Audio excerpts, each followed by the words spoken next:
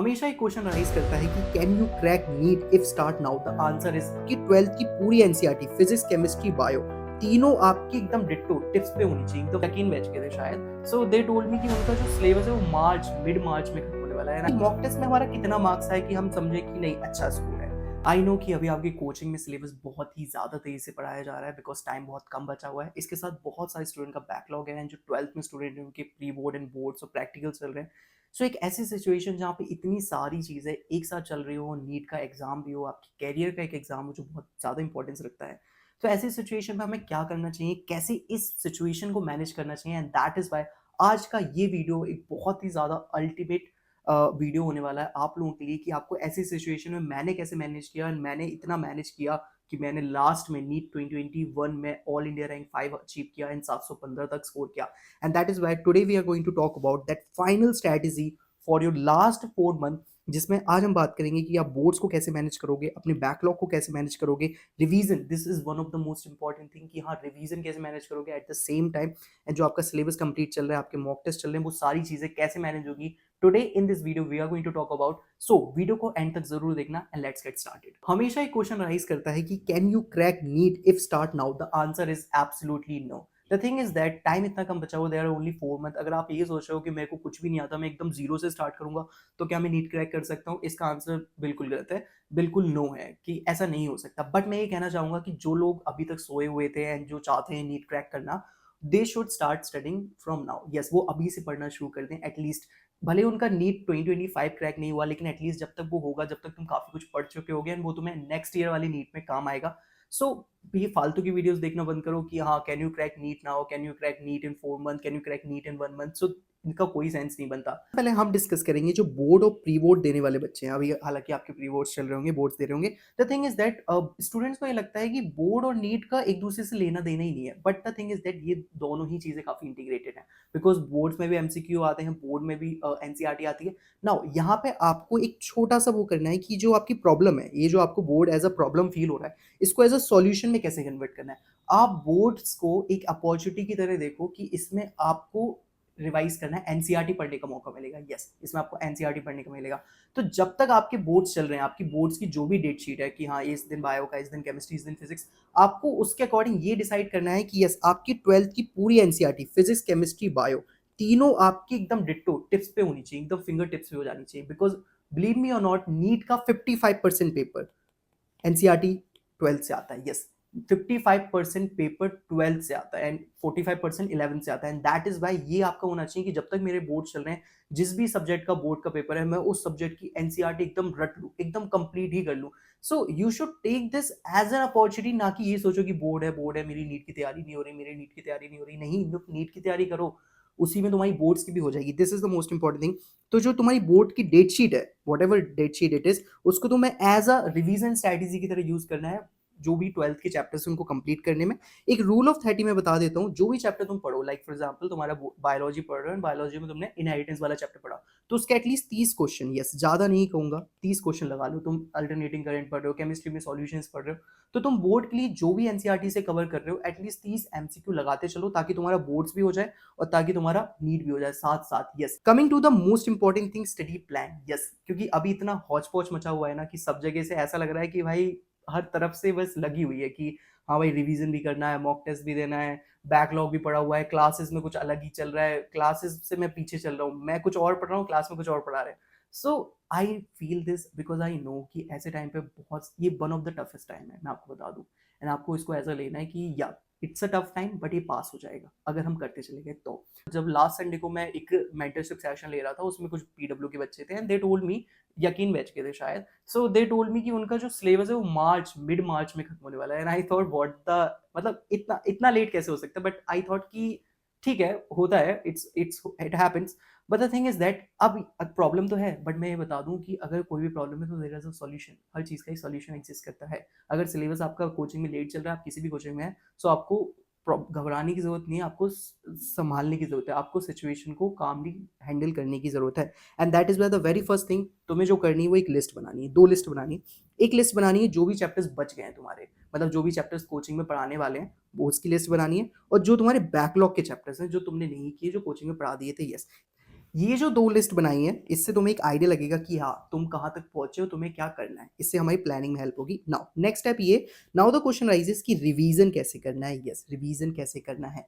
Now revision में भी same mindset use होता है। मैं चाहता हूँ कि जब तुम अपना क्लास में जो भी सब्जेक्ट होने वाला हो, सिंस अभी टाइम इतना कम है कि क्लास में जो भी चैप्टर होने वाला है, तुम इसे ऐसे मत सोचो कि क्लास में हो जाएगा, फिर मैं दोबारा रिवीजन करूँगा तब नहीं। तुम उसे एज़ अ वन थिंग देखो कि क्लास में जो भी पढ़ाया जा रहा है, मुझे अभी के अभी क्लियर करना है। अभी के अभी मुझे उसके सारे कॉन्सेप्ट समझने हैं, अभी के अभी उसके सारे क्वेश्चंस को समझना है, एंड ये चीज़ तुम्हारे दिमाग में होनी चाहिए।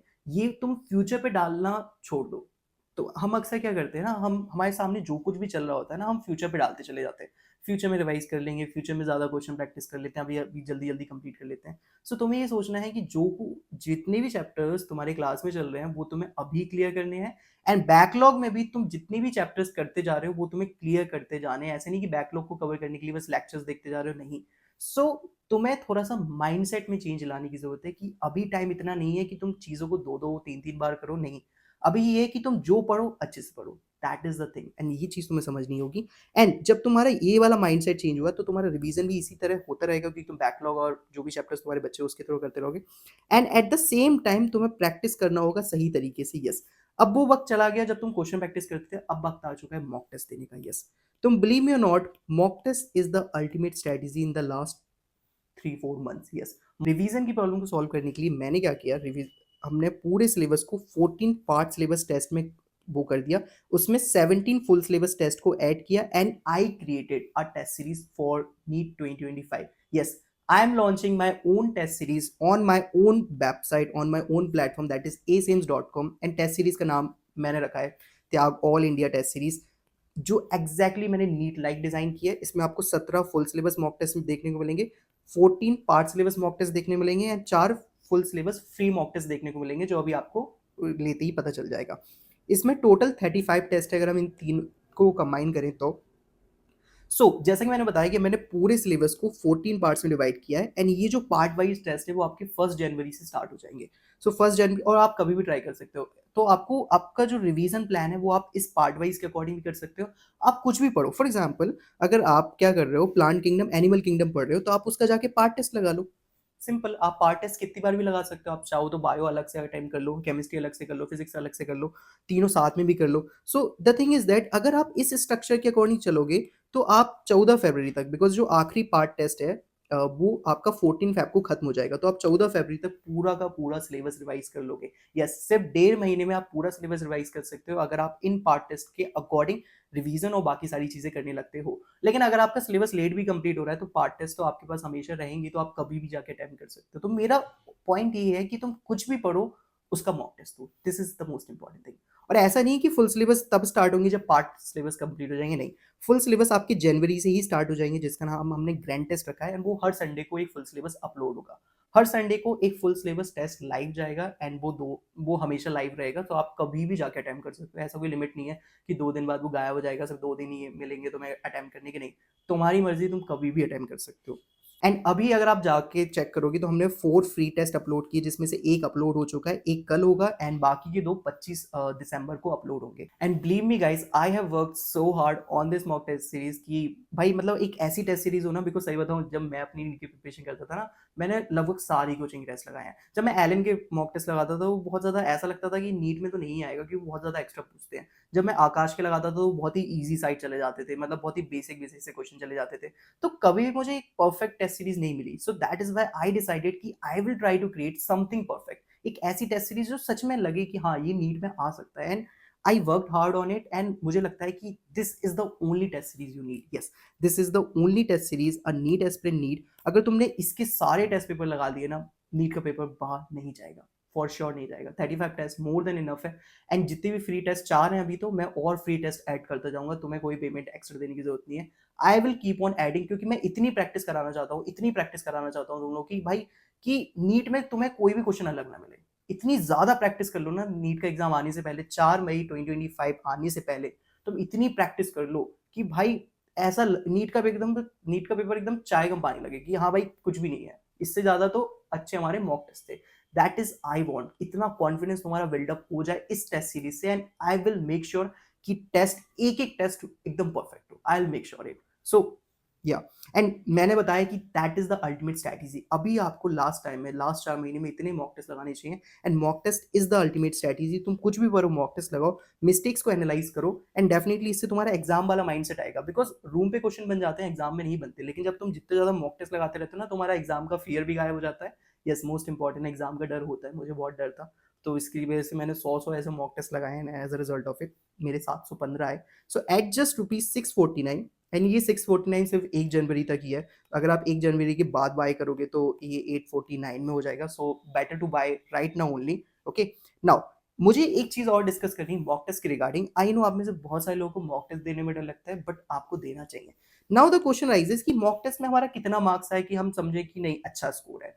The thing is that part test में अगर तुम्हारे 550 मार्क्स आ रहे हैं, अच्छी बात है, क्योंकि पार्ट सिलेबस में बहुत ज्यादा मार्क्स नहीं आते, क्योंकि पार्ट सिलेबस में हर थोड़ा टफ हो जाता है। सो पार्ट सिलेबस में अगर तुम्हारे 550 600 मार्क्स आ रहे हैं, बहुत अच्छी बात है। अगर तुमने अपना फुल सिलेबस टेस्ट दिया, पहला फुल सिलेबस, एंड उसमें तुम्हारे 550 आ रहे हैं, बहुत अच्छी बात है। पहले फुल सिलेबस में 550 आना बहुत अच्छी बात है, सही बताऊं तो। And the thing is that फिर क्या होता है ना, फुल सिलेबस में धीरे धीरे मार्क्स बढ़ता है, ग्राफ चलता है। तुम्हारे 550 आ रहे हैं, फिर तुम मिस्टेक एनालिसिस करोगे, फिर 580 आएगा, फिर और ज्यादा मिस्टेक एनालिसिस करोगे, 2-3 हफ्ते बाद वो 600 टच करेगा, 620, फिर 630। मैं 620 में 2 महीने तक रहा था, मेरे 2 महीने तक कॉन्स्टेंटली हर टेस्ट में 620 आ रहे थे। सो बट स्टिल मैं एफर्ट्स करता गया, फिर 650, फिर 670, फिर 680। तो लास्ट तक आते आते अगर तुम्हारे 680 आ रहे हैं, तो तुम्हारा कुछ भी आ सकता है। नीट में तुम्हारे 720 भी आ सकते हैं, सही बताओ तो। सो वही बात है कि पार्ट टेस्ट से तुम्हें थोड़ा आइडिया लग जाएगा। सो ये तुम्हारा ग्राफ जाना चाहिए इस टाइप का।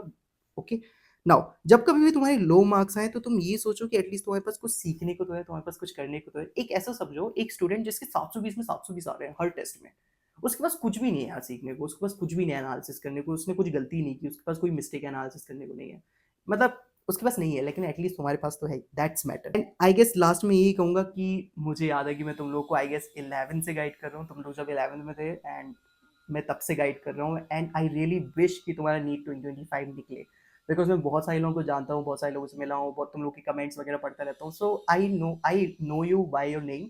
सो मैं चाहूंगा कि वो कमेंट जो तुम अभी लिखते हो, वो बाद में कन्वर्ट हो, एंड तुम लिखो कि यस मेरा सिलेक्शन हो गया। I really want it, and मैं पूरी कोशिश कर रहा हूँ अपने साइड से, मैं जो कर सकता हूँ मैं कर रहा हूँ। यस, मैं जो कर सकता हूँ मैं कर रहा हूँ।